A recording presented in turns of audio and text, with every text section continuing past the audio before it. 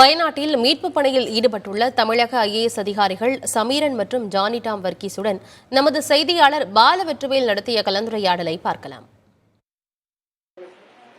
வயநாடு மாவட்டத்தில் ஏற்பட்டுள்ள நிலச்சரிவு நாடு முழுவதும் பெரும் அதிர்வலைகளை ஏற்படுத்தியிருக்கிறது. உடல்கள் வந்து கொண்டே இருக்கிறது தோண்ட தோண்ட. இத்தகைய ஒரு சூழல்ல தமிழ்நாடு அரசு சார்பாக 2 சிறப்பு அதிகாரிகளை தமிழ்நாடு முதலமைச்சர் நியமித்துள்ளார். குறிப்பாக சமீரன் ஐஏஎஸ் மற்றும் ஜானி வர்கீஸ் குரியன் ஆகிய 2 ஐஏஎஸ் அதிகாரிகளும் இங்க களத்துல இருக்கிறாங்க. அவங்க கிட்ட தமிழ்நாடு அரசு சார்பாக இந்த மீட்பு நிவாரண பணிக்கு என்னென்ன மேற்கொண்டு வருவாங்கன்னு கேட்டு தெரிஞ்சு கொள்ளலாம். சார், 2 பேருக்கும் வணக்கம். ஒரு முக்கியமான காலகட்டத்தில் களத்துல நீங்க நம்ம அரசு சார்பாக இருக்கிறீங்க. முதல்ல நம்ம தமிழர்களுடைய நிலை இந்த வயநாடு மாவட்டத்தை பொறுத்தவரையும் எவ்வளவு இருக்கு? இந்த கவுண்ட்ல நிறைய வித்தியாசம் இருக்குது. தமிழர்கள் எத்தனை பேர் இருக்காங்க அல்லது தமிழ்நாட்டை சேர்ந்தவர்கள் எத்தனை பேர் இருக்கிறாங்க? இன்னைக்கு காலையில கூட தேனி மாவட்டத்தை பூர்வீகமாக கொண்ட ஒருத்தவங்க, ஒரு குடும்பத்தை சேர்ந்தவங்க 9 பேர் இறந்திருக்காங்க. ஸோ இந்த மாதிரி லிஸ்ட்டை எப்படி சார் வகைப்படுத்துறீங்கன்னு சொல்லுங்க. இப்போ நேற்றைய தினம் மாண்பு முதலமைச்சர் அவர்கள் ஆணையின்படி நாங்கள் 2 பேரும் நள்ளிரவில் இங்கே வந்து சேர்ந்தோம். எங்கள் கூட நம்ம தமிழ்நாட்டை சேர்ந்த டிஎன்எஸ்டிஆர்எஃப் ஒரு குழு, பிரத்யேக குழு, அதேபோல் 4 மீட்பு குழுக்கள் ஃபயர் அண்ட் ரெஸ்கியூ சர்வீஸோட கூட வந்தோம். அவங்களை காலையில் நாங்கள் சூரல் மலை போன்ற பகுதிகளில் டிப்ளாய் பண்ணியிருக்கோம்.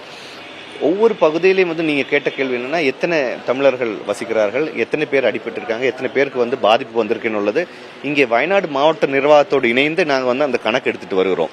இதில் பார்த்தீங்கன்னா தமிழகத்திலிருந்து ஒரு 3-4 தலைமுறையாக இங்கே குடியேறி இங்கே தோட்டம் தொழிலாளிகளாகவும் பிற பணிசாலைகளில் தொழிலாளிகளாகவும் வேலை செய்து வந்துள்ள மக்கள் இருக்கிறார்கள். அவங்களோட உறவினர்கள் சிவகாசி, ஈரோடு, கோயம்புத்தூர் போன்ற மாவட்டத்தில் இருக்கிறாங்க. ஸோ ஏதாவது ஒரு அசம்பாவியம் நடக்கும் பட்சத்தில், ஏதாவது ஒரு ஆபத்தான சூழ்நிலையில் அவங்க அவங்களோட உறவினரை பற்றி விவரங்கள் சேகரிக்கிறது, கேட்குவதற்கு இங்கே வந்திருக்கிறாங்க. அவங்களுக்கு ஒரு ஃபெசிலிட்டேஷன் நாங்கள் பண்ணிட்டு இருக்கிறோம்.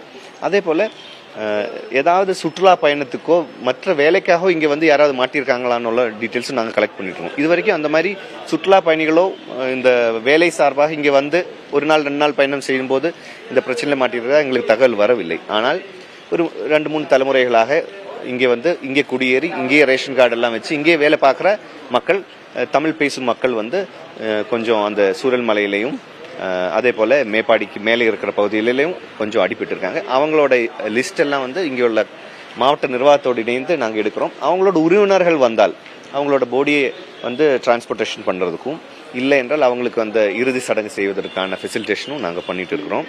அதே போல் என்னென்ன கேம்பில் எத்தனை பேர் இருக்கிறாங்க அது எல்லா மக்களுக்கும் சேர்த்து நம்ம பக்கத்தில் இருக்கிற மாவட்டங்கள் நீலகிரி, கோயம்புத்தூர், ஈரோடு போன்ற மாவட்டங்களில் இருந்து எப்படி பொருட்கள், உணவுப் பொருட்கள், அதே போல் நம்ம கிளாத்ஸ், பிளாங்கெட், அந்த மாதிரி விஷயங்கள் மொபிலைஸ் பண்ணுறதுக்கும், எக்யூப்மெண்ட்ஸ், இந்த பெரிய ஹிட்டாச்சி போன்ற வாகனங்கள், பவர் சோ போன்ற எக்யூப்மெண்ட், அதே போல் நிறைய தேவை. இங்கே என்ன ஆகுறதுன்னா, ஒரு freezer unit, mobile freezer unit தேவைப்படுகிறது. அந்த ஃப்ரீசர் யூனிட் 20 எண்ணம் நாங்கள் மொபிலைஸ் பண்ணி இங்கே பக்கத்தில் வந்திருக்கோம். இன்னும் கூடுதலாக தேவைப்படும் பட்சத்தில் திருப்பூர், கோயம்புத்தூர் போன்ற மாவட்டங்கள்னு மொபிலைஸ் பண்ணுறது ரெடியாக வச்சுருக்கிறோம்.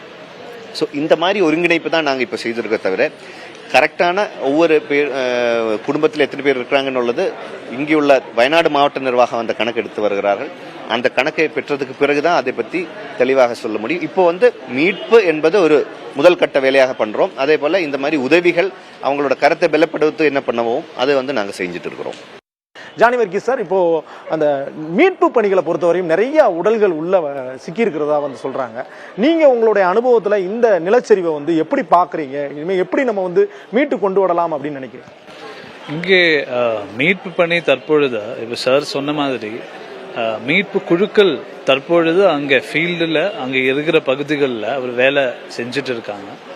என்ன விஷயம்னா, அந்த நிறைய பகுதிகள் கட் ஆஃப் ஆயிருக்கு. அந்த உள்ள இருக்கிற பகுதிகளில் அங்கே இருக்கிற மக்கள் இந்த பக்கம் வர்றதுக்கு உண்டான ஒரு சில நடவடிக்கைகள், இப்போ பாலம் கட்டுறது, இராணுவத்திலிருந்து அவர் சிறப்பாக இப்போ செயல்பட்டு இருக்கோம். அந்த பாலம் கட்டுற வேலைகள் அவரை மீட்டி இங்கே கொண்டு வர்றதுக்கு உண்டான வேலைகள் இப்போ நடைபெற்று இருக்கிறது. ஆனால் கூட இந்த தகவல்கள் எங்கே யார் இருக்காங்க என்ற தகவல்கள் அவரை கூப்பிடும்போது அது கூப்பிட முடியல அப்படின்னு எல்லாமே சொல்லி இருக்காங்க. இப்போ நாங்கள் லேபர் டிபார்ட்மெண்ட் மூலமாக இப்போ ஹாரிசன் மலையாளம் போன்ற ஒரு சில கம்பெனிகள் வேலை செய்யக்கூடிய தமிழர்கள் இருக்கிறாங்களா, அப்படியெல்லாம் நாங்கள் தேடும்போது ஒரு சில கம்பெனிகள் இருக்கிற மக்களே தொடர்பு கொள்ள முடியாது என்று அந்த கம்பெனி மேனேஜர் சொல்கிறாங்க. அப்போ அதனால் அது அவரோட விஷயங்கள் எல்லாமே இந்த மாவட்ட நிர்வாகம் மூலமாக நம்ம கலெக்ட் பண்ணிட்டு இருக்கோம். என்யூமரேஷன் என்றது இப்போ நாங்கள் ஒரு சில கேம்புகளில் போகும்போது அங்கே இருக்கிற வில்லேஜ் ஆஃபீஸர்ஸ் என்ன சொல்கிறேன்னா, சார் இப்போ போய் ஒரு என்யூமரேஷன் செய்கிறதுக்கு உண்டான ஒரு ஒரு மனநிலத்தில் இருக்காது. அப்போ நம்ம அதுக்குண்டான வேலைகள் நம்ம சாயந்தரத்துக்குள்ளே இல்லைன்னா அடுத்த நாளுக்குள்ளே நம்ம என்யூமரேஷன் ஸ்டார்ட் பண்ணுறோம். எங்கே இருந்து வந்திருக்காங்கன்ற விஷயங்கள் தகவல்கள் சேகரிக்கிறது. அப்போ அப்படி அந்த வேலைகள் படிப்படியாக தான் நம்ம இப்போ செய்ய முடியும். மீட்பு பணி தற்பொழுது இப்போ நடைபெற்று இருக்கு. நம்ம டீம் அதுக்கு உள்ளார இருக்காங்க. அதே டைம் நம்ம அதுக்குண்டான ரிலீஃப், அவருக்கு தேவைப்படுற பொருட்கள் சேகரிக்கிறதும் அதுக்குண்டான கேம்புகள் கொண்டு போய் சேர்க்கறதுக்கும் உண்டான வேலைகள். இங்கே கண்ட்ரோல் ரூம், நம்ம இப்போ கலெக்டரேட் தான் நிற்கிறோம். அங்கே கண்ட்ரோல் ரூமில் நம்ம தமிழ்நாட்டில் வர டெப்யூட்டி கலெக்டர் கார்டர் உண்டான ஒரு சில ஆஃபீஸர்ஸ் இங்கே இருக்கிற கண்ட்ரோல் ரூம் ஆஃபீஸர்ஸ் கூட சேர்ந்து இணைந்து வேலை செஞ்சுட்டு இருக்காங்க. அப்போ அந்த கோஆர்டினேஷனுக்கு உண்டான பேசிக் வேலைகள் நம்ம இன்னைக்குடன் முடித்து தொடர்ந்து வேலை செய்வதற்குண்டான அடிப்படை வசதிகளும் அடிப்படை வேலைகளும் கோஆர்டினேஷன் நம்ம இப்போ செஞ்சு இன்னைக்கு சாயந்தரத்துக்குள்ளே முடிச்சு விடுவோம்.